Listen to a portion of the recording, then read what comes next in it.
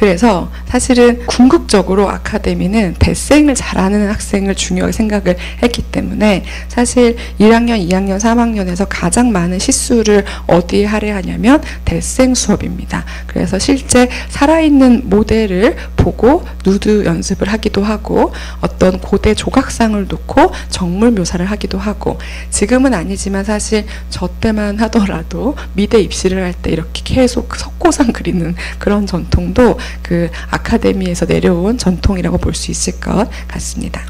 그래서 이렇게 굉장히 열심히 대생을 연마한 친구들이 모여서 시험을 치르게 됩니다. 실제 사례를 좀 보여드리고 싶어서 가지고 왔어요.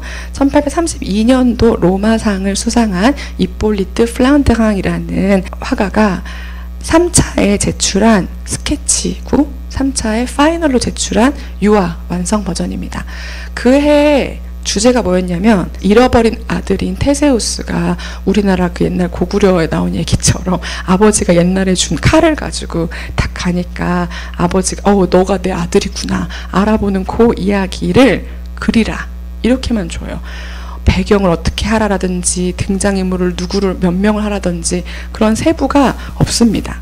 요즘 여러분들은 제가 과제를 주면 그 앞에선 잘 안 물어보시는데 따로 카톡이나 메일이나 저한테 오셔가지고 템플릿이나 리퍼런스가 있나요? 뭐 어떻게 쓰면 되나요? 글자 크기는 뭔가요? 엄청 많이 물어보시고, 저도 최대한 그래서 과제를 줄 때 디테일하게 드리려고 노력을 하긴 하는데, 이때는 그런 게 없어요. 그냥 이걸 그려라라고 해요.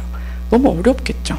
그래서 주제는 주어졌지만 이걸 어떻게 구성하는지의 문제는 정말 개인적인 창의성에 달려 있었던 부분입니다. 그래서 그걸 얼마나 잘하느냐에 따라서 이제 선정이 되고 아니고인데요. 지금 보시는 스케치 같은 경우는 소위 말하는 우리가 기름종이라고 하는 트레이싱지에다가 스케치를 합니다. 이걸 먼저 제출을 하죠. 그럼 심사위원들이 잘 되나 보겠어 라고 보고 있어요. 어떤 걸 보냐면, 잘 그렸는지도 보겠지만 이 원래 스케치에 얼마나 충실하게 디벨롭을 시켰는가, 이것도 이제 보는 부분들이 있습니다. 그래서 지금 보시는 것처럼 1등을 할 수밖에 없는 그런 것 같아요. 왜냐? 가운데 테세우스를 묘사한 걸 보시면 콘트라포스토라고 해서 고대 로마에서부터 그리스에서부터 내려오는 인물을 묘사하는 인체를 가장 이상적으로 보여주는, 그래서 실제 사람이라기보다는 조각상처럼 보이게 묘사를 하기도 했고요. 그 이야기에 등장하는 소품들도 엄청나게 리얼하게 표현을 했어요. 다시 말하면 심사위원 선생님들, 교수님들, 저는 이거 다 알아요. 고고학적인 책도 많이 공부했기 때문에 이렇게 다 고증을 거쳐서 그 소품도 그렸고 건축학적인 지식도 저는 갖추고 있습니다. 그래서 여러분들도 요즘 뭐 너무 PPT도 잘 만드시고 발표도 잘 하시는데, 할 때 제일 중요한 건 심사자, 평가자한테 최대한 어필을 하는 거잖아요. 교수님, 저는 PPT 디자인도 잘하고요, 발표도 잘하고요, 요약도 잘합니다. 이거 다 보여주시려고 노력하시는 것처럼 이런 것들 다 어필하기 위한 어떤 것들을 잘 수행을 했던 작가의 예를 가지고 왔습니다. 이폴리트 플랑드랭의 일종의 지도교수격이었던 화가가 있습니다. 프랑스의 대표적인 아카데미즘 관학파 화가가 도미니크 앵그르입니다. 그런데 도미니크 앵그르가 로마상에서 한번 미끄러집니다. 재수를 해서 가게 돼요.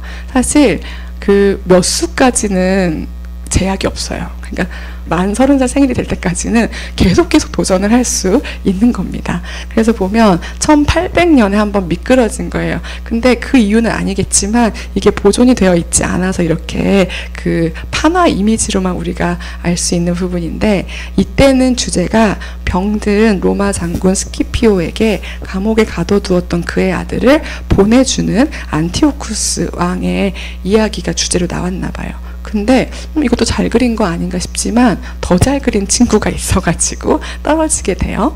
그래서 내가 왜 떨어졌을까, 이제 페인을 분석하는 게 중요하잖아요. 누구나 실패할 수 있고 떨어질 수 있지만 안 그러려면.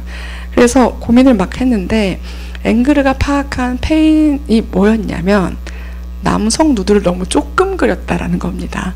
남성 누드는 그야말로 얼마나 이 학생이 모델링을 잘하고 대생 실력이 뛰어나는지를 보여주는 바로미터적인 요소였기 때문에 남성 누드가 지금 서 있지도 않고 그냥 누워 있으니까 심사위원들의 입장에서는 이 친구 좀 아리까리한데? 이런 생각을 했었을 것 같아요.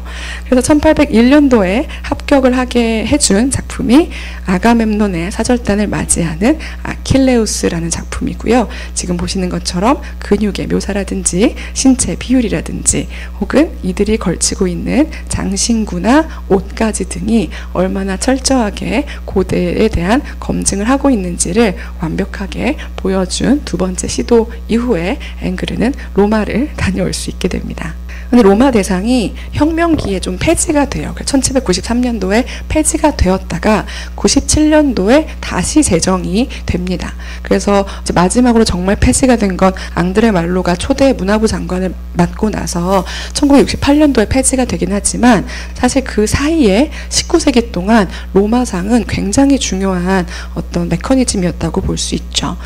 1863년에는 좀 개혁이 이루어진 시기거든요. 그 아카데미 시스템의 대대적인 개혁이 이루어진 시기가 1863인데 역사와 주제가 폐지가 됐고 참가 연령이 30세에서 25세로 변경이 됩니다. 왜냐하면 당시에 성인 남자 평균 수명이 34 정도밖에 안 되는데 너무 많은 학생들이 여기에 목을 메어서 빨리 사회로 나가야 되는데 계속 이거를 도전하고 있으니까 야, 규정을 바꾸자 이렇게 합니다.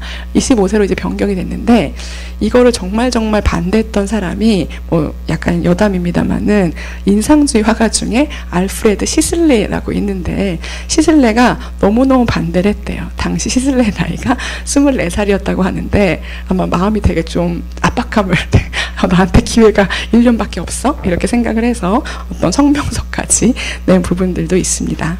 그래서 이렇게 아카데미 시스템과 연동되는 또 다른 시스템을 말씀을 드리려고 하는데 전시입니다. 이렇게 공부를 열심히 하고 탐구를 해서 그림을 그렸지만 그게 사람들에게 선보여지지 않으면 사실 그것은 작품이라고 얘기하기가 조금 어려운 지점들이 있겠죠. 그래서 아카데미에서는 자신들이 주관하는 중요한 관전을 일찌감치 운영을 하기 시작했고 그 관전을 운영하던 공간이 루브르 궁의 네모난 모양의 응접실, 살롱 까레였기 때문에 거기서 이 전시의 이름이 살롱, 르살롱으로 유래가 되게 됩니다. 그래서 왕이 이미 베르사유로 거처로 옮겨가면서 루브르가 비어있게 됐기 때문에 아마 이것도 우리나라 지금도 정부 청사가 이렇게 비게 되면은 그걸 어떻게 쓸 건가 막 이런 거 연구하고 거기 탐내는 부처들도 있고 막 그렇게 되는데 그 루브르 궁에는 다양한 아카데미들이 공간들이 필요하잖아요. 뭐 회합도 해야 되고 행사도 해야 되고 그래서 내어주게 되고 특히나 회화 조각 아카데미 같은 경우는 루브르 궁이 굉장히 좋은 그 입지이기도 합니다. 왜냐하면 왕실이 소장하고 있었던 작품들이 여기에 걸려 있었기 때문에 굉장히 어떤 연계성을 가진 입지였다고 볼 수가 있겠죠. 그래서 살롱이 이렇게 열리게 되고요. 살롱 전시는 그냥 일회적인 전시가 아니라 연례전의 형식을 띠게 됐고 수많은 미술 애호가들이라든지 미술 평론가들이 그야말로 1년 내내 기다리는 가장 큰 미술 축제라고도 볼 수가 있습니다. 살롱전에 출품을 하기 위한 조건이 따로 있었던 건 아니에요. 에꼴대 보잘 학생이 아니어도 되고 아카데미에 관련이 없어도 됩니다. 그렇지만 선정이 되는 작품들을 보면 이상하게 에꼴대 보잘의 출신들의 작품이 다 선정이 돼요. 왜냐? 이걸 심사하는 분들이 누구냐면 에꼴대 보잘의 교수님들이기 때문에 그렇죠. 그리고 오늘날 전시 같으면 절대 말도 안 되죠. 사람들의 실제 크기를 좀 보여드리려고 가지고 왔는데 예를 들어 여기 있는 작품 한번 보려고 하면은 거의 목 디스크가 걸릴 수도 있는 관람자들을 배려한 전시라기보다는 입상한 것들을 그냥 다 걸었다. 보여줬다. 이것에 의의를 더 두었던 부분이고 다시 말해서 이 살롱에 걸린 작가야 아니냐가 중요했던 것이지 여기 온 사람들하고 더 눈높이에 맞게 관람객을 생각하는 전시는 아니었다라고 볼 수 있을 것 같습니다. 1785년 살롱에서 가장 큰 화제가 되고 가장 큰 상을 받았던 것이 다비드의 그 그 호라티우스 형제 맹세입니다. 보시는 것처럼 고대 로마의 이야기를 가지고 왔으니까 역사와 전통에 굉장히 충실하다라고 볼 수 있을 것 같고요. 인물들을 표현한 방식이라든지 구도 같은 부분이 얼마나 명징하게 이렇게 구성되었는지 그냥 아카데미 그 잡채라고 볼 수 있는 작품인 것이죠. 그래서 어떤 화가를 아카데믹하다 아니다라고 구분하는 기준이 뚜렷하게 있는 것은 아니지만 17세기부터 아카데미가 중요하게 생각했던 규칙들을 얼마나 잘 드러내고 있는지 여부로 이야기를 할 수 있을 것 같습니다. 그런데 다비드의 이 작품은 고대 로마의 이야기를 하고 있기는 하지만 당대의 프랑스의 맥락을 환기시키는 그림이기도 합니다. 고대 로마에서 호라티우스 형제가 날이 밝으면 다른 가문과 싸움을 하러 가야 됩니다.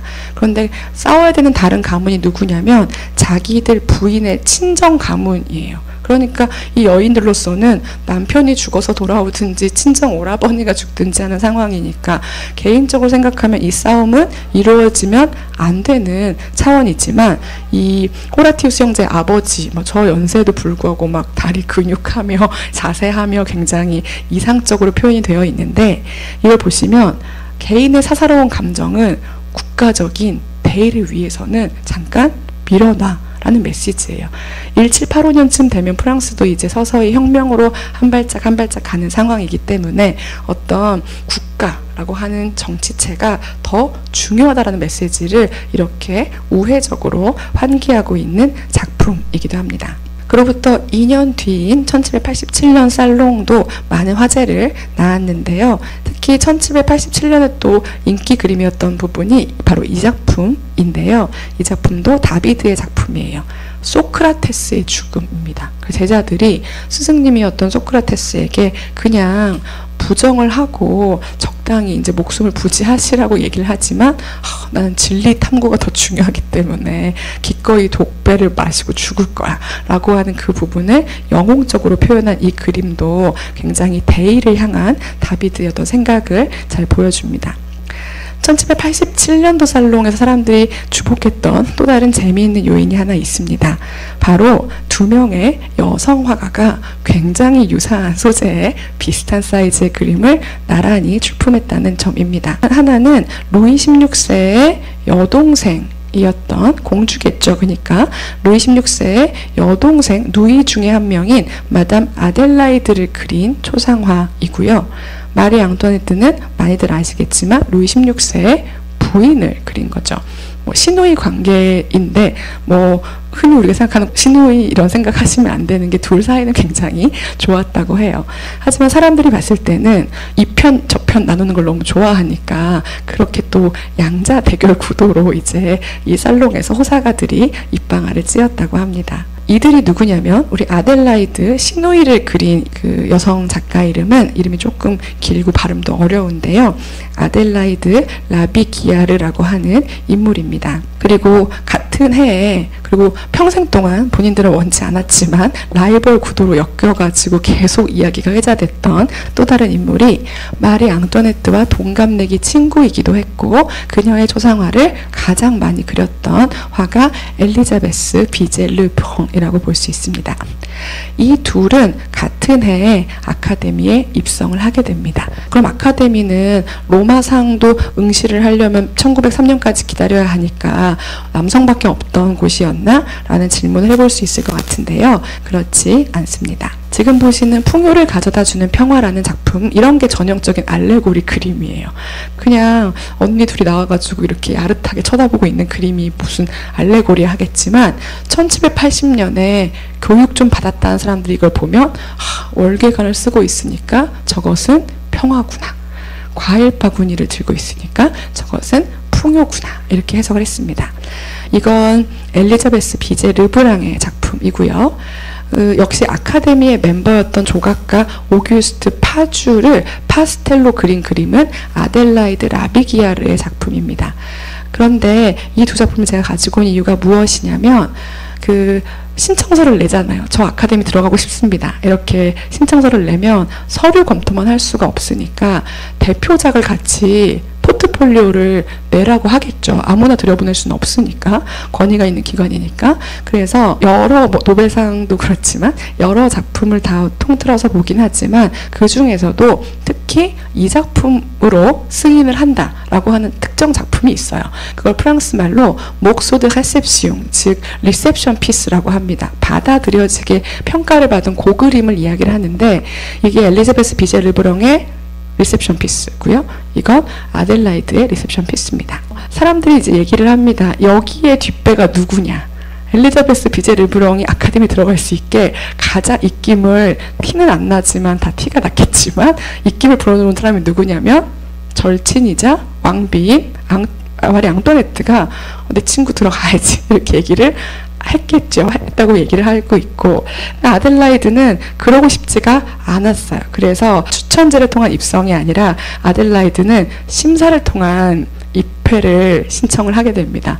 그런데도 자기를 밀어주는 멤버가 다 있어요. 그래서 이미 1760년부터 아카데미 중심 멤버 조각가였던 오규스트 파주를 이제 멘토 삼아서 준비를 다 한 것이죠. 되게 비슷하죠, 멜라우리들하고. 근데 오규스트 파주 선생님의 조상을 그립니다. 너무 대놓고 나 파주 라인이야, 나 파주랑 친해, 이걸 보여주는 건데, 오규스트 파주를 그냥 표현한 게 아니라 또 누군가를 조각을 하고 있어요.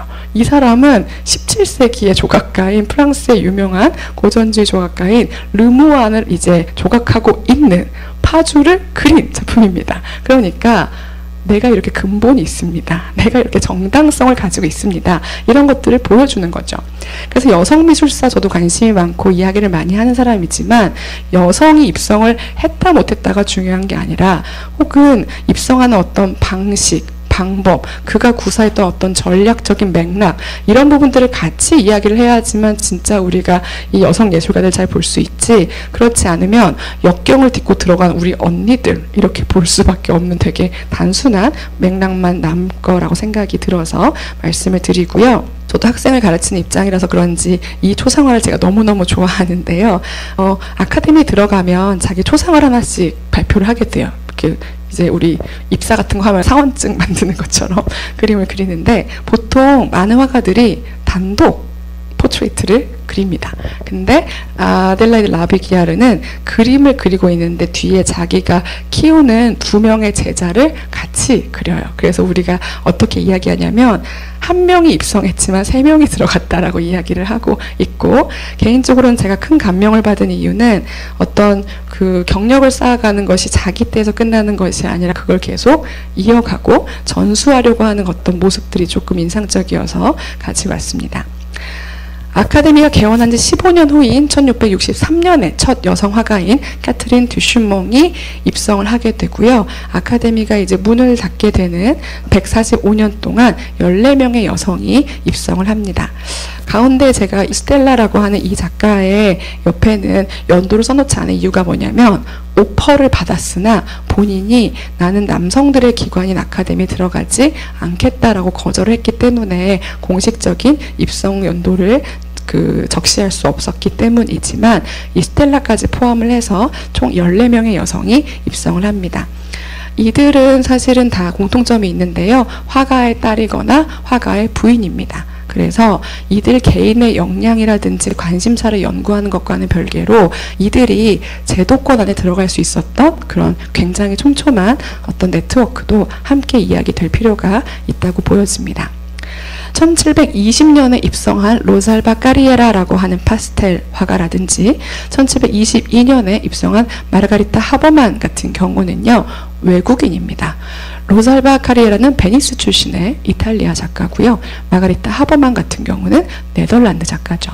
그래서 아카데미가 우리가 흔히 생각하는 것처럼 굉장히 국수주의적이고 어떤 국가 중심으로 보수적인 기관이 아니었다는 것도 확인할 수 있는 지점입니다. 마지막으로 전통적인 그 규범에 따르면 절대 아카데미에 들어올 수 없었던 몇 명의 화가들을 보여드리고 마무리를 하려고 하는데요. 17세기가 지나가고 귀족 중심의 향락 중심적인 어떤 문화 예술을 우리가 18세기 로코코 예술이라고 부릅니다. 로코코 예술의 대표 주자가 지금 보시는 앙뚜안 바토인데요. 앙뚜안 바토가 아카데미에 입성을 하게 된 그 리셉션 피스가 지금 보시는 키테라 섬으로의 출항입니다. 그런데 전통적인 기준에 따르면 이 그림을 기껏해야 풍속화 정도로 넣을 수 있을 거예요.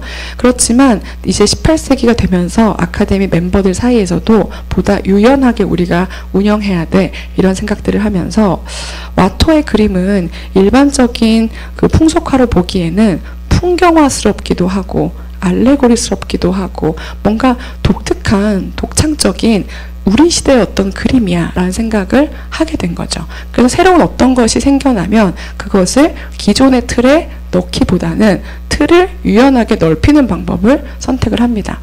이러한 와토풍의 그림, 주로 야외에서 이루어지는 그 젊은 귀족 남녀들의 흥겨운 연회 장면을 우리가 프랑스어로 페트 갤랑트라고 이야기를 합니다. 굉장히 청춘에 대한 예찬으로 보이기도 하고 인생에 대한 어떤 가치를 부여하는 작품인데요. 이 페트 갤랑트라고 하는 장르 자체를 아카데미에 끼워 넣은 겁니다. 그래서 와토 덕분에 혹은 이 덕분에 와토가 들어갔다고 볼 수 있을 것 같고요. 페트 갤랑트 장르가 공식적인 인정을 받게 되면서 와토와 그의 제자들과 동료들은 이러한 새로운 시대의 그림들을 열심히 또 그릴 수 있게 됐다라고 볼 수 있을 것 같아요. 낮은 장르 중에 정물화가 있습니다. 사실 17세기의 필리피 양의 주장에 따르면 살아있는 존재가 더 우월한 것이고 인간에 가까울수록 더 우월한 것이기 때문에 정물화는 어떤 소품 수준, 그렇기 때문에 정말 많은 여성화가들이 더 못 들어갔던 이유는 대부분의 여성화가들은 정물화가들이었기 때문이에요. 가장 쉽게 밥벌이를 할 수 있었던 장르이기 때문에 그렇습니다. 그리고 아니라고 해봐야 여성들은 대부분 초상화를 가지고 들어갔다는 한계도 지적할 수 있을 것 같아요. 그런데 이 장르화의 어떤 문법을 완전히 뒤집으신 분이 장 바티스트 샤르댕이라는 인물입니다. 샤르댕이 이제 입회를 신청을 하게 돼요. 근데 이것도 좀 흥미로운 부분이 한 정물화가니까 아마 위원들 입장에서는 하나만 보고는 조금 했나 봐요. 그래서 2개를 제출을 하라고 합니다. 지금 보시는 것처럼 둘 다 루브르가 소장을 하고 있는데요. 가오리, 그것도 죽은 가오리를 그린 이 작품하고 뷔페라는 원제를 달고 있는 음식이 차려진 식탁이라는 이 작품을 다 리셉션 피스로 제출을 해서 샤르댕이 아카데미에 입성한 것은 굉장히 전무후무한 사건으로 여겨집니다. 그 이후로 18세기 프랑스에서는 정물화 장르에 대한 엄청난 발전이랄까 투자 같은 것들이 이루어져서 지금 보시는 게 샤르댕의 작품이기는 합니다만은 샤르댕을 필두로 하여 정물화 장르라는 새로운 프랑스적인 정체성이 만들어지는 데 기여한 것도 샤르댕의 아카데미 입성이라고 볼 수 있을 것 같습니다. 19세기로 조금 뒤로 와서 정리를 해보자면 보수적인 기관일 거야 라고 우리가 오해를 하는 이유 중에 하나가 19세기 중후반부터 인상주의와 그 후배들이 아방가르드하고 급진적이고 모던한 예술들을 하면서 우리를 억압하는 그 반대파들을 통칭해서 아카데미즘이라고 불렀기 때문에 그 이미지 때문에 아카데미는 굉장히 고루하고 전통을 집착하는 그런 걸로 여겨지게 됩니다. 하지만 아카데미의 기본 속성은 그럴지 몰라도 그 내부의 사람들도 그랬는지는 별개의 문제인 것이죠. 그래서 전형적인 아카데미에서 훈련을 받고 에콜 데 보자르 학생이었고 에콜 데 보자르의 교수를 했던 상징주의 화가 귀스타브 모로가 있습니다. 그런데 본인이 보수적인 교육을 받았다고 해서 선생으로서도 보수적인 교육을 한 건 아니었다라는 걸 굉장히 잘 보여줍니다. 그래서 1897년 모로 교수님의 이제 연습실에서 같이 그 그림을 그리는 젊은 학생들을 모여서 찍은 사진인데요. 이들 중에 굉장히 중요하게 등장하게 되는 인물들이 있습니다. 조르주 루오를 비롯해서 아마 가장 유명한 사람이 젊은 날의 앙리 마티스입니다. 오늘날의 단편적인 시선으로 보면 귀스타브 모로의 아카데믹한 소재의 화풍의 그림과 그의 제자였던 마티스의 많이들 알고 계시는 야수파적인 그림 사이에 스타일적인 연결고리를 찾기는 매우 어렵지만 마티스가 굉장히 중요하게 회고를 하고 있는 지점들이 있는데요. 모로 선생님은 자기가 아는 걸 전달하는 스타일의 선생이 아니었고 학생들이 갖고 있는 기량을 개발시키기 위해서 굉장히 다양한 훈련을 해주셨던 분이다라고 회고를 하고 있습니다. 귀스타브 모로의 화실에서 공부하던 시절의 추억을 담은 작품을 제가 마지막으로 가지고 왔기 때문에 저한테도 되게 중요한 숙제죠. 과연 창의성이라는 걸 학생들한테 교육을 통해서 발생시키고 키울 수 있을까? 이런 고민을 하는 지점에서 생각해 볼 것이 많았던 이야기인 것 같습니다. 그래서 마무리를 하자면 결국 제도라고 하는 것 혹은 제도권이라고 하는 것이 흔히 생각하는 것처럼 창의성과 굉장히 멀리 있는 어떤 것이라고 생각하지만 창의성이 개인의 어떤 영역이기는 하지만 그것이 밖으로 나오고 그것이 어떤 생명력을 가질 수 있게끔 시스템을 만들거나 양성을 하거나 확산을 시키는 것은 사실 제도의 영역이라고 볼 수 있을 것 같고 그런 것들을 조금 이야기해보고 싶어서 오늘 또 약간 두서없긴 하지만 프랑스 아카데미 이야기를 해보았습니다. 감사합니다.